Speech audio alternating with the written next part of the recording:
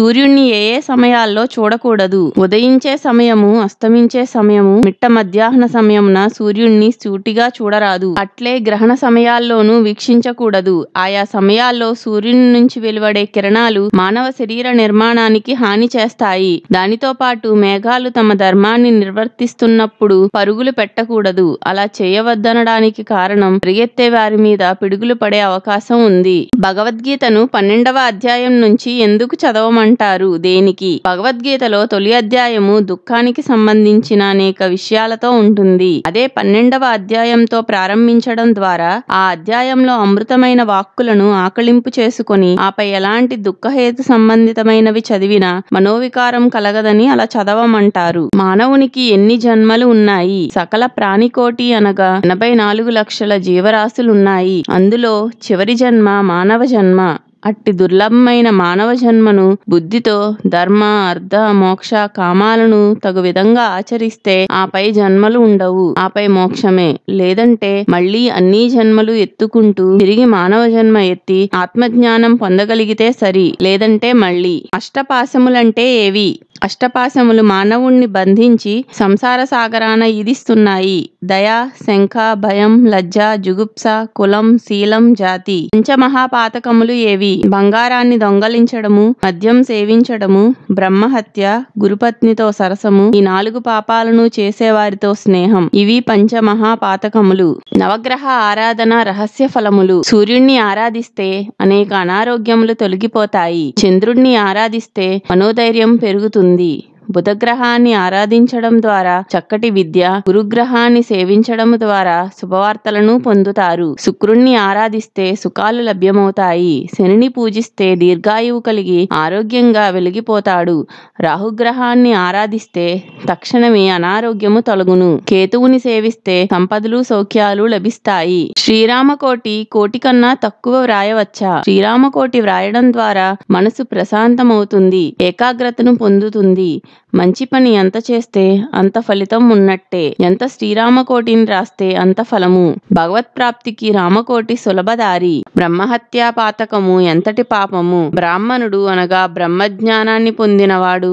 అట్టివాడిని చంపడమంటే అంతకన్నా ఘోరం ఇంకొకటి లేదు. అట్టి కార్యం చేసిన వాడు 12 సంవత్సరాలు ఏకాంతంగా తపస్సు చేసిన పాపం పూర్తిగా పోదు. తనకున్న యావదాస్తిని పేదలకు ఇవ్వడము, అశ్వమేధయాగము, గోసవనము లాంటివి చేయడం ద్వారా బ్రహ్మహత్యా పాతకం వీడుతుంది. బ్రాహ్మణున్నే కాదు, ఎవరిని చంపినా పాపం పాపమే. ఆ పాపానికి శిక్ష నరకంలో 2 లక్షల సార్లు నరికించుకోవాలి హత్య చేసిన వాడు.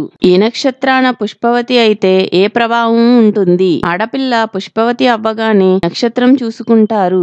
ఆ నక్షత్రాలను బట్టి భవిష్యత్తులో జరగబోయే మంచి చెడు జ్యోతిష్య శాస్త్రాల ద్వారా తెలుసుకోవచ్చు. నక్షత్రం మంచిది కాకపోయినా అశుభమైన చింతించాల్సిన పని లేదు. తగు విధంగా పూజలు కర్మలు చేయిస్తే గ్రహణం విడిచినట్టు దోషం పోతుంది. అశ్విని నక్షత్రం అపారమైన దుఃఖాలు. భరణి నక్షత్రం సంతానమంతా ఆడపిల్లలే. కృత్తికా నక్షత్రం మహాదరిద్రము. రోహిణి నక్షత్రము చక్కటి దాంపత్యము. మృగశిర నక్షత్రం అన్యోన్యమైన సుఖ సంసారము. ఆర్ధ నక్షత్రం పుత్ర సంతానము. పునర్వసు నక్షత్రము దుఃఖమైన జీవితము. పుష్యమి నక్షత్రము కుటుంబానికి వేదన. ఆశ్లేష నక్షత్రము సకల శుభములు. మఖ నక్షత్రము భర్తకి దూరం అవ్వడము. పుబ్బ మగ సంతానము. ఉత్తర పాల్గుని నక్షత్రము బాగా చూసుకునే పుత్రుడు. హస్తా నక్షత్రము అఖండ అదృష్టము. చిత్తా నక్షత్రము చక్కటి జీవితము. స్వాతి నక్షత్రము భర్త ప్రేమ అపారంగా పొందుతుంది. విశాఖ నక్షత్రము నలుగురు ఈష్టపడే దాంపత్యము. అనురాధ నక్షత్రము రోగాలమయము. జ్యేష్ఠ నక్షత్రము ధన నష్టం చపల చిత్తము. మూలా నక్షత్రము ఈతి బాధలు ఆరోగ్య బాధ. పూర్వాషాఢ నక్షత్రము కుటుంబానికి ఆవేదన. ఉత్తరాషాఢ నక్షత్రము సంతోషకర జీవితము. శ్రవణ నక్షత్రము అధికార ఆనందము. ధనిష్ట నక్షత్రము ఆయురారోగ్యములు. శతభిషం ఆకలి బాధలు. పూర్వభాద్రపదం శక్తి లేకపోవడము. ఉత్తరా భాద్రపదం 10 మంది మెచ్చుకునే జీవితము. రేవతి సకల శుభములు.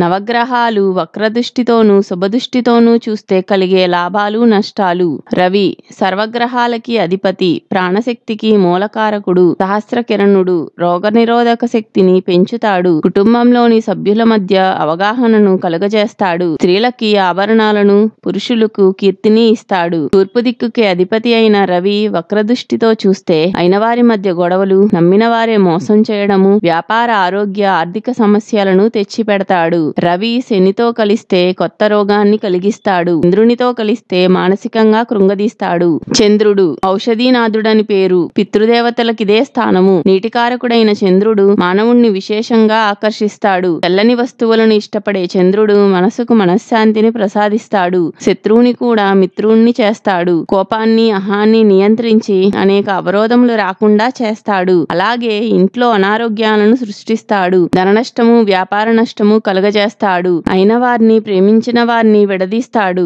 కుజుడు భూమికి పుత్రుడు కుజుడు. ఈ గ్రహ ప్రభావం చాలా తీక్షణంగా ఉంటుంది. గొడవలకి ప్రేరేపిస్తాడు. అలాగే శరీరంలోని మలినాలను, విషాలను తొలగింపజేస్తాడు. కుజగ్రహ ప్రభావం మహిళలపై ఎక్కువగా ఉంటుంది.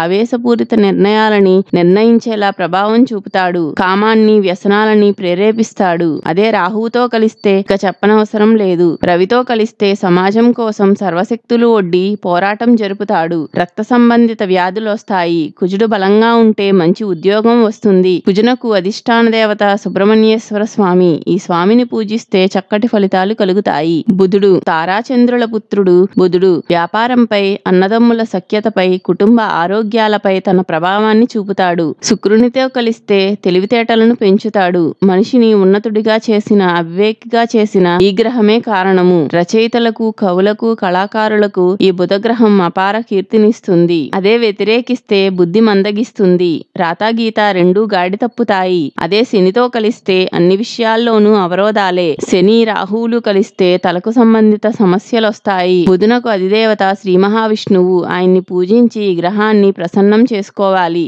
గురుగ్రహము ఇంట్లో ఏ శుభకార్యము జరగాలన్నా, సంపూర్ణ శుభప్రదం కావాలన్నా ఈ గ్రహం చల్లగా చూడాల్సిందే.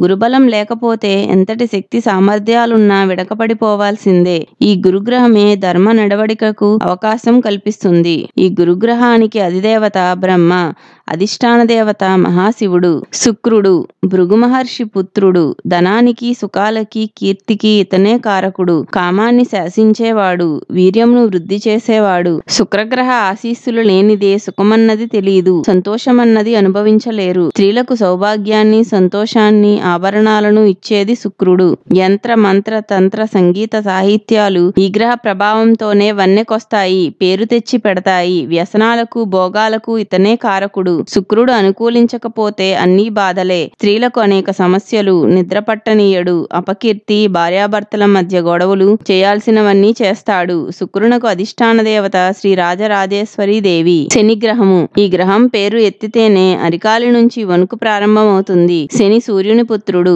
బహుతీక్షణ స్వభావం కలవాడు. కాలాన్ని, ధనాన్ని, ఆరోగ్యాన్ని హరిస్తాడు. అనేక నీచ పనులు చేయించి భ్రష్టు పట్టిస్తాడు. గరీబును నవాబుగా, నవాబును గరీబుగా చేయగల సర్వసమర్థుడు. ఏలినాటి శని, అష్టమ శని, అర్ధాష్టమ శని అనే మానవులను బెంబేలెత్తిస్తాడు.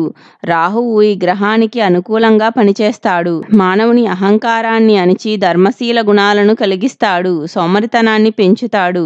శనికి అధిదేవత యముడు. అధిష్టాన దేవత కలియుగ దైవం తిరుమల తిరుపతి వెంకటేశ్వర స్వామి. రాహువు ఈ గ్రహం ఛాయాగ్రహము అయినా రవిని, చంద్రుణ్ణి ఆపగల శక్తివంతుడు రాహువు. ఈ రాహుగ్రహ దశ బాగోలేకపోతే పడే కష్టాలు అన్నీ ఇన్ని కావు. అలాగే రాహువు కొత్తను తీసుకొస్తాడు. కొత్త మిత్రులు, కొత్త అలవాట్లు, వాటితో పాటు ప్రయాణాలను చేయిస్తాడు. రాహువు అనుకూలిస్తే అధికారము అంది వస్తుంది. కన్నెర్ర చేస్తే ఉన్న కొద్దిపాటి అధికారము గల్లంతే. అనేక అవలక్షణాలను కలిగించి నష్టాల్ని సమకూర్చి పెడతాడు. భయాల్ని కలుగజేస్తాడు. చెడు సలహాలను వినేలా ప్రేరేపిస్తాడు. రాహువు ఎన్ని ప్రయోజనాలు కలిగించినా ఎంతో కొంత నష్టాన్ని కలుగజేస్తాడు. రాహువు అధిష్టాన దేవత దుర్గాదేవి. కేతుగ్రహము బ్రహ్మ మానస పుత్రిక, మృత్యు సంతానమే కేతువు. ఈ గ్రహం పెట్టే బాధలు భయంకరము. కేతువు బుధునితో కలిస్తే సర్వశక్తులకు విఘాతము కలిగిస్తాడు. చెయ్యని తప్పులకు శిక్ష అనుభవించేలా చేస్తాడు. తెలివితేటలున్నా పైకి రాలేరు. ఈ కేతుగ్రహ ప్రభావం తగ్గాలంటే ఈ గ్రహ అధిష్టాన దేవత వినాయకుడిని పూజించాలి. గణపతి గణపతిని పూజించి గ్రహాన్ని ప్రసన్నం చేసుకోవాలి.